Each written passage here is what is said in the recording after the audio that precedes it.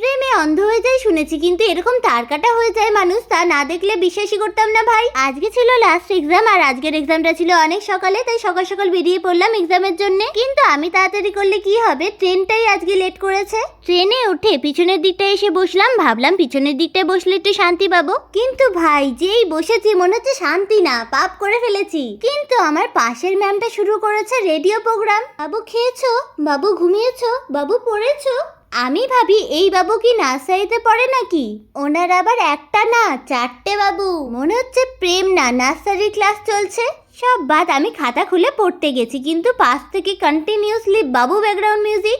আর পড়া কোথায়, পড়া কি আর হয়। শেষমেশ স্টেশন এলে নেমেই মনে হলো বাঁচলাম, আমার কান দুখানার এখনো ওয়ারেন্টি আছে। স্টেশনে নেমে আবার আরেক ঝামেলা, টোটো পাওয়া যাচ্ছে না। টোটো কোনো রকমে জোগাড় করে বেরিয়ে পড়লাম সেন্টারের জন্য। এরপরে আর কি করলাম সেটার জন্য সাবস্ক্রাইব করো।